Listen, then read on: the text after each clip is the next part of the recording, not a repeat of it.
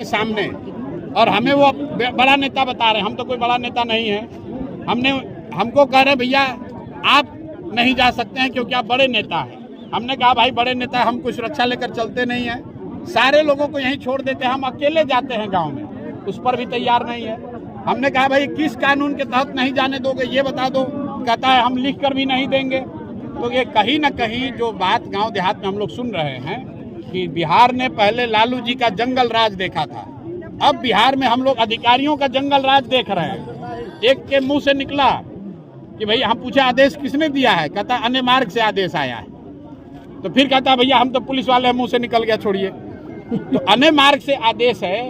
हम लोग तो देश दुनिया में ये जानते हैं कि नेता अपने क्षेत्र में लोगों को लाकर घुमाता है कि हमने इतना अच्छा विकास किया है।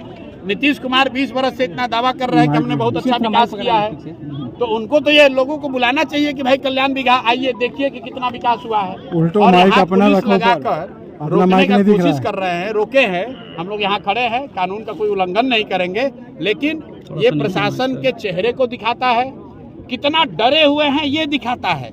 एक आदमी प्रशांत किशोर बिना किसी सुरक्षा के सीधा चप्पल पहन के अकेले जाने को तैयार है कि अकेले गांव में घूम कर आते हैं, तो ये कह रहा है कि ना परमिशन नहीं है सर।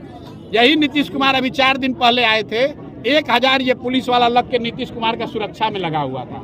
आप बताइए अपने गांव में जो आदमी इस बिना सुरक्षा के नहीं घूम सकता है उसकी क्या दुर्दशा है। खैर ये जो है सो है, हमारा लक्ष्य कोई कल्याण बिघा में आकर रकस करना नहीं है।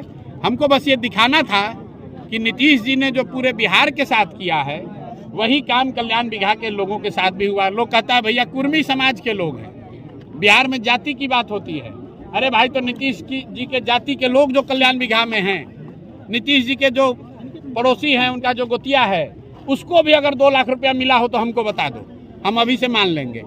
जो नीतीश जी का अपने घर परिवार का आदमी है उसको भी अगर घूस ना लगता हो तो बता दो, उसको भी घूस देना है। ये बिहार की दुर्दशा है और अफसरों की मनमानी है कि जब जिसको मन हुआ रोक दिया। बताइए हमको रोक रहा है। कोई सामान्य आदमी अगर ये प्रयास करता, कोई सामाजिक कार्यकर्ता प्रयास करता तो उसको 4 लाठी भी मारता। यहाँ पर जो एसडीएम है ये भाई साहब अभी इसीलिए मैं उनको कह रहा था, 4 दिन पहले यहाँ का थानेदार और एसडीएम हमारे जन स्वराज से जुड़े हुए साथियों को बुलाकर अपने ऑफिस में धमकी दे रहा था कि आप लोग को सबको देख लेंगे। तो वही हमने कहा भाई आप अफसर हैं, अफसर की तरह रहिए। जो नेता है उसको नेता बने रहने दीजिए और समाज को समाज रहने दीजिए। अफसर रहते हुए नेतागिरी कीजिएगा तो बड़ा गड़बड़ हो जाएगा। आप अफसर हैं, संविधान से बंधे हुए हैं, संविधान के अनुसार काम कीजिए, नेताओं के दलाल मत बनिए। और जो आप देख रहे हैं आपके सामने, आपने खुद पूछा भाई किस आधार पर रोक रहे हो प्रशांत किशोर को। प्रशांत किशोर कोई आतंकवादी तो है नहीं, हमने कोई गैर कानूनी काम किया नहीं है, हम कोई असलाहा लेकर आए नहीं हैं, हम कोई पब्लिक मीटिंग कर नहीं रहे हैं। हमने कहा कि हम जाकर गांव में खाली ये पूछेंगे, पीछे के गांव में भी पूछे, यहाँ भी पूछ रहे हैं। और ये कह सकते हैं कि 500 गाड़ी लेकर आए, इसलिए हमने गाड़ी पीछे रोक दिया है। हम पैदल आए हैं 3 किलोमीटर से चल के, 3 किलोमीटर से हर गांव में हम पैदल चल के आ रहे हैं, इसीलिए कि ये ना कहें कि भाई गाड़ी लेकर आए हैं, इतना गाड़ी गाँव में कैसे जाएगा। लेकिन इन्होंने हमारे सारे प्रस्ताव को खारिज किया।